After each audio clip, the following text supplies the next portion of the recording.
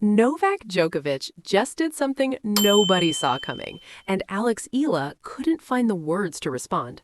A simple gesture, a private moment, but when it went public, the tennis world stopped to watch.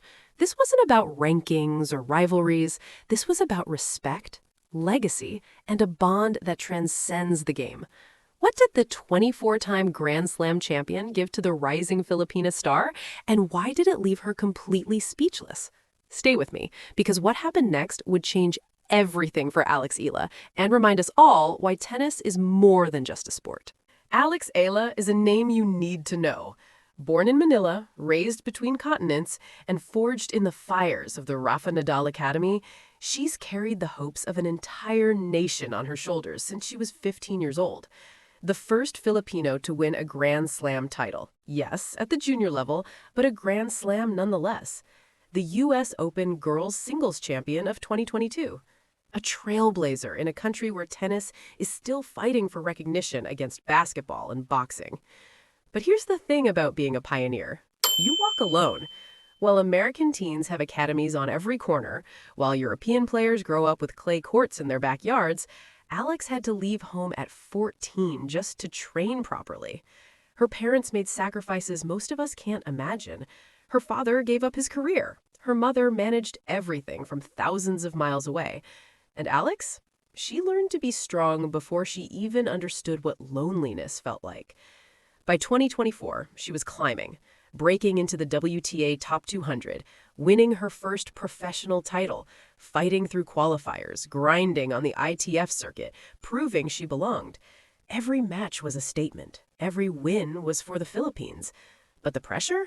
It was suffocating, because when you're the first, you carry the weight of everyone who comes after you.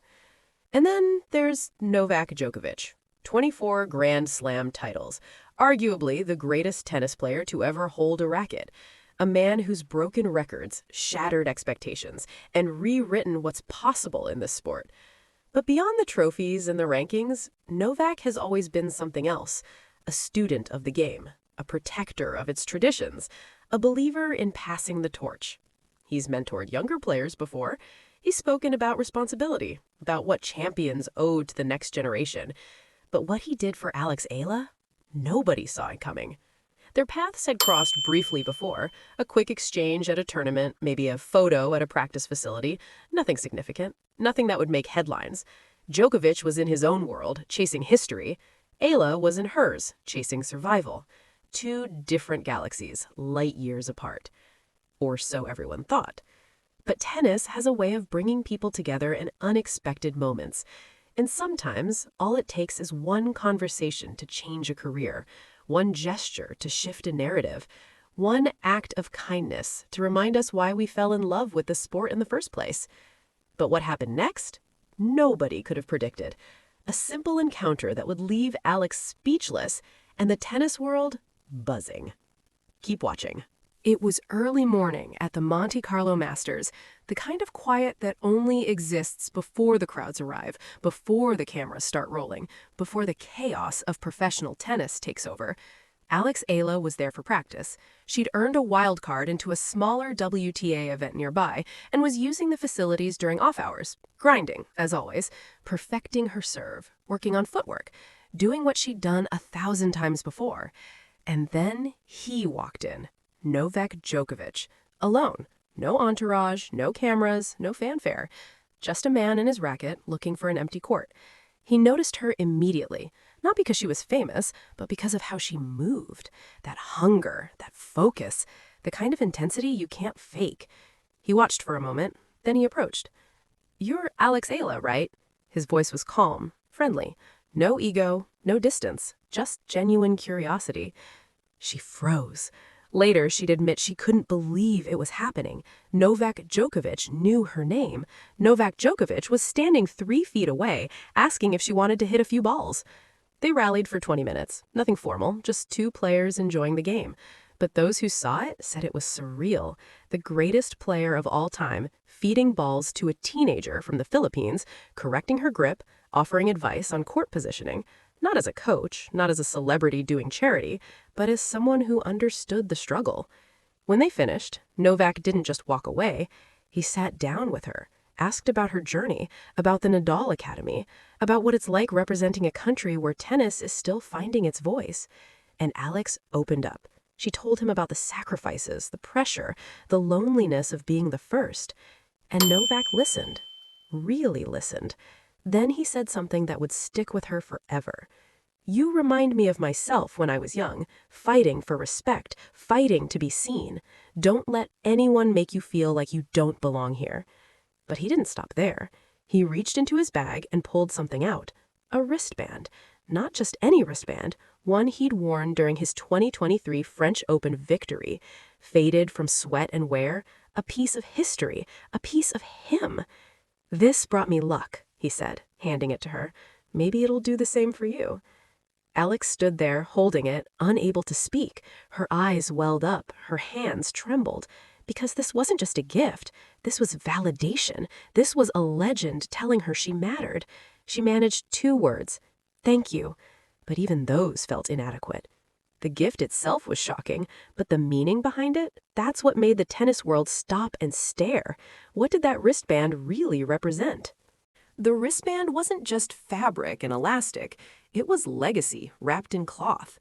Novak Djokovic had worn it during one of the most grueling tournaments of his career, the 2023 French Open, where he claimed his 23rd Grand Slam title, surpassing Rafael Nadal's record.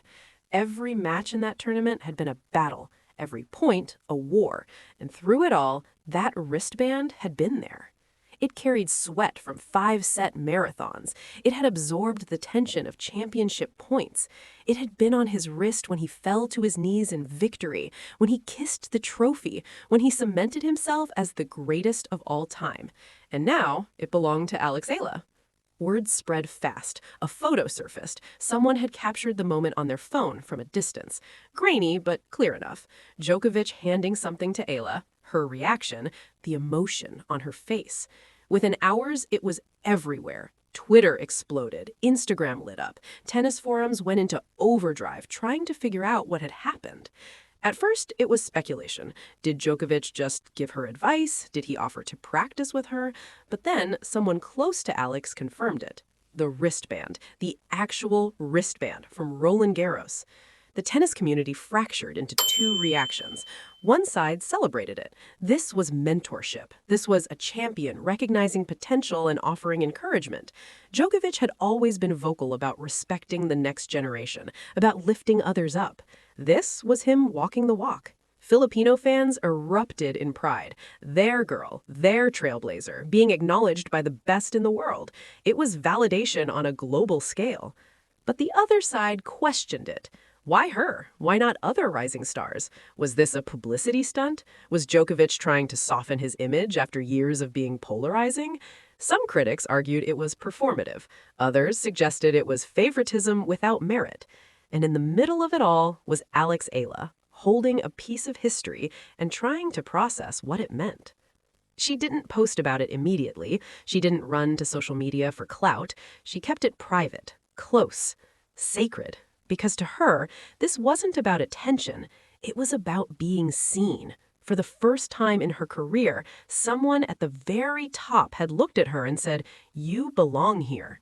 But silence only fuels speculation, and as the days passed, the pressure mounted. Fans wanted answers, media wanted a story, and Alex knew she'd have to speak eventually. The question was, what would she say? The world had opinions, but only Alex knew the truth. And when she finally spoke, it would reveal something even deeper. The reactions came in waves, first from fans, then from players, then from the broader tennis ecosystem. Everyone had something to say. On Twitter, Filipino fans led the charge. Hashtags like Proud Filipino and Alex Eala trended for days. Messages poured in celebrating the moment. Our girl is being recognized. Djokovic sees greatness in her. For a nation starved of tennis representation at the highest level, this was monumental.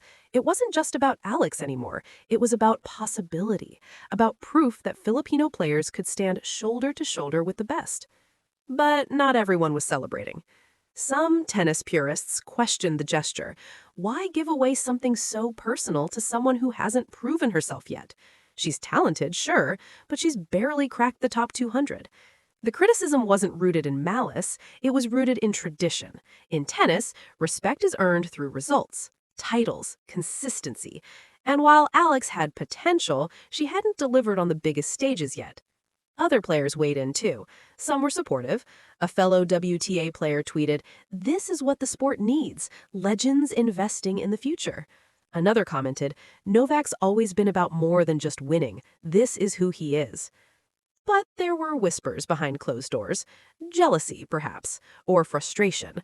Other young players had grinded just as hard, sacrificed just as much.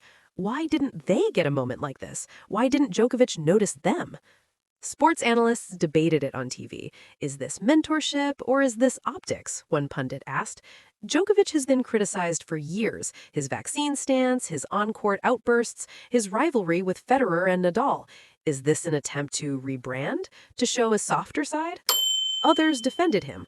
Novak doesn't need a PR stunt. He's the most decorated player in history. If he wanted publicity, he'd do a lot more than hand a wristband to a teenager in private. The debate raged on, but through it all, one voice was missing. Alex Eala herself. She stayed quiet for nearly a week. No Instagram posts, no interviews, just silence. And that silence made people even more curious. What was she thinking? How did she really feel? Was she overwhelmed, grateful, pressured? Finally, her team announced she'd be doing an interview. One sit down, one chance to tell her side of the story. The tennis world held its breath. When Alex finally spoke, her words would silence the critics and reveal the truth behind Novak's gesture. This is what she said. The interview was intimate. Just Alex, a journalist, and a camera. No audience, no distractions. She sat with the wristband on the table in front of her, staring at it like it held all the answers. "I didn't know how to react at first," she began, her voice soft but steady. "I mean, Novak Djokovic just gave me something he wore during one of the biggest moments of his career. How do you process that?" She paused, smiled, then continued. "But it wasn't about the wristband itself. It was about what he said. He told me I reminded him of himself, that I was fighting for respect, fighting to be seen. And for someone like me, someone who's had to prove herself every single day since she was 14, hearing that from him, it meant everything." The interviewer asks the question everyone wanted answered. "Why do you think he chose you?" Alex thought for a moment. Then she shared something she hadn't told anyone before.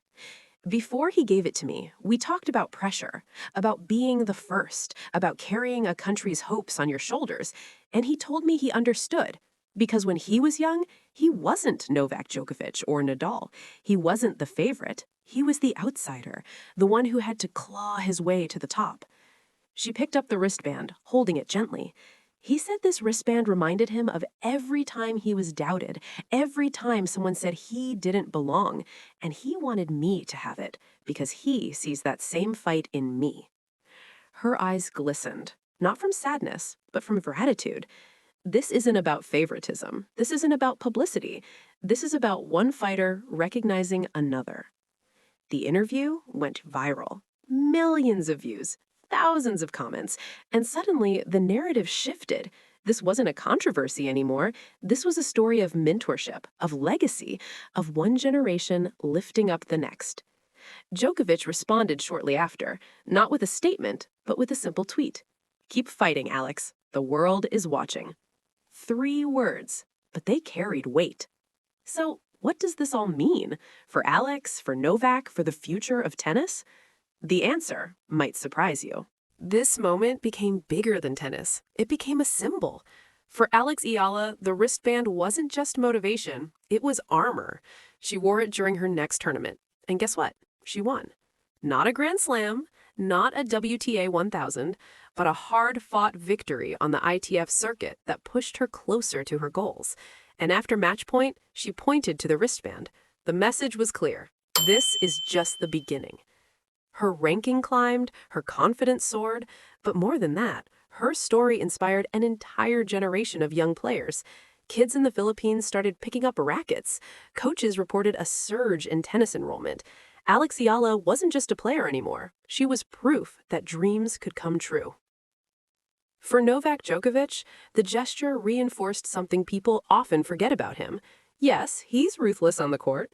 Yes, he's fiercely competitive, but he's also deeply human. He remembers where he came from, he remembers the struggle, and he's committed to making sure the next generation doesn't have to fight as hard as he did. This wasn't the first time he'd mentored a young player, and it won't be the last. But this moment, this quiet, private act of kindness, reminded the world that greatness isn't just about titles, it's about impact. Other players took notice. Suddenly, mentorship became a conversation in tennis. Legends started reaching out to rising stars. The culture shifted because Novak showed that you don't have to wait until you retire to give back. You can do it now, in the present, while you're still competing. And maybe that's the real legacy here. Not the wristband, not the headlines, but the reminder that sports, at their core, are about people, about connection, about one human being seeing another and saying, I believe in you. So, was this just a gift, or was it something more? Maybe it was a passing of the torch. Maybe it was a legend planting a seed.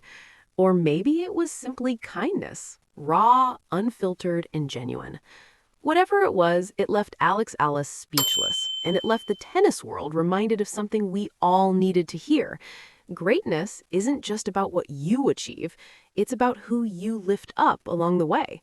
What do you think? Was this the most powerful moment of mentorship in tennis history, or just the beginning of something even bigger? Drop your thoughts in the comments below.